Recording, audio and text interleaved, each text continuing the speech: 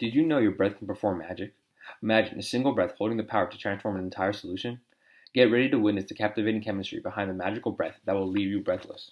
It's like witnessing the forces of nature at work, unraveling the mysteries of chemistry, and we will learn the effects of carbon dioxide on the acidity and basicity of the solution.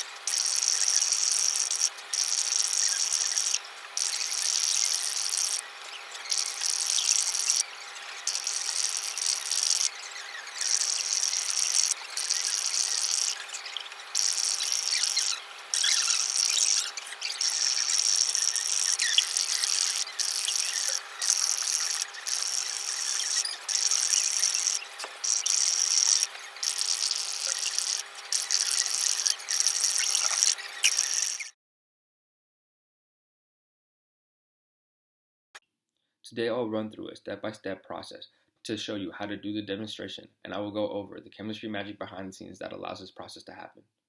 Before I do all of this, I need to go over some key concepts and some necessary background information to understand the demonstration.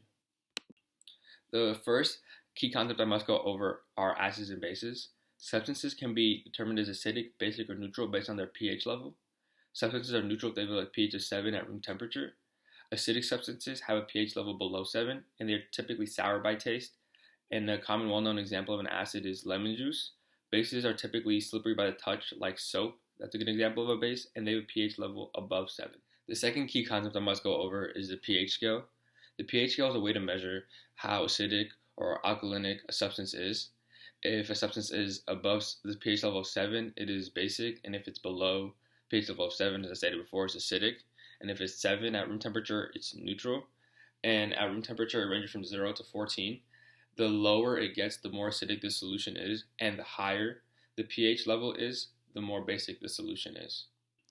The third key concept I must go over is the concept of acid and base indicators.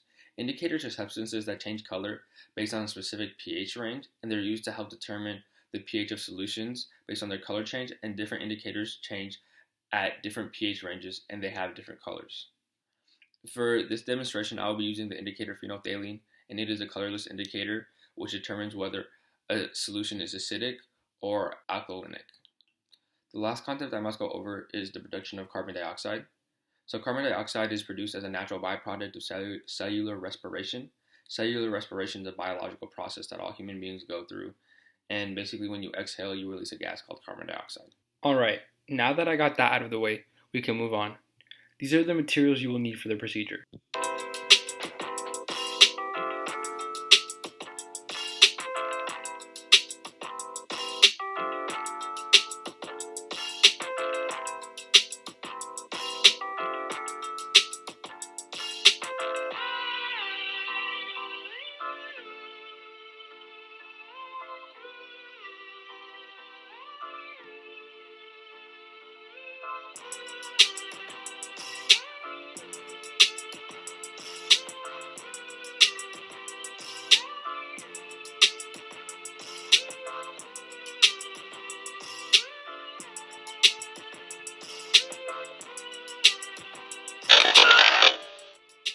Inside this flask is a sodium hydroxide solution that was previously prepared.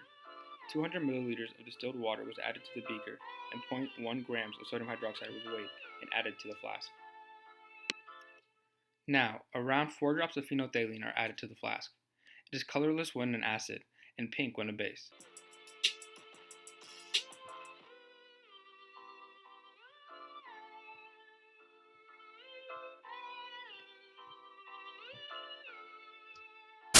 After dropping the 4 drops of phenolphthalein, carefully cap, invert, and swirl the flask to mix the solution properly.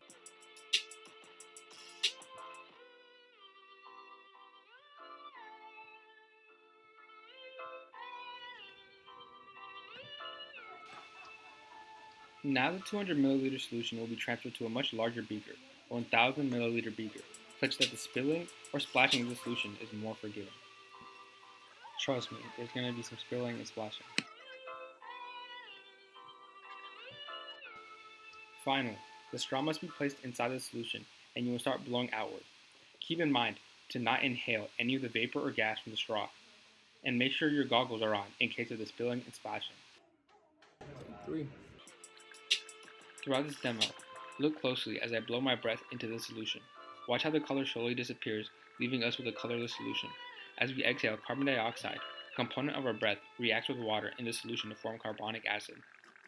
This reaction neutralizes the sodium hydroxide base, changing the pH of the solution and causing the color to disappear. In other words, as more acid is produced, the acid reacts with the sodium hydroxide base to make the pH closer to a 7 pH and make it more neutral. Because of the phenolphthalein, the change in pH can visually be seen as the solution becomes more acidic. Now that the demonstration is done, we can dispose of the solution by pouring it down the drain.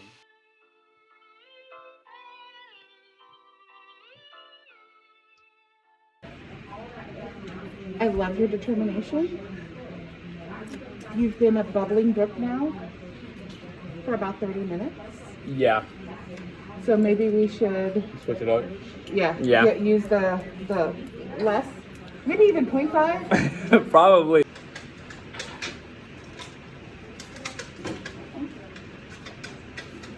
I'm sorry. You said it doesn't need to. I have 4 straws if you want to help. Oh.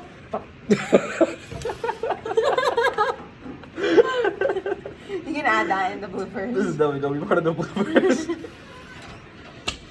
And science. Alright, take 3.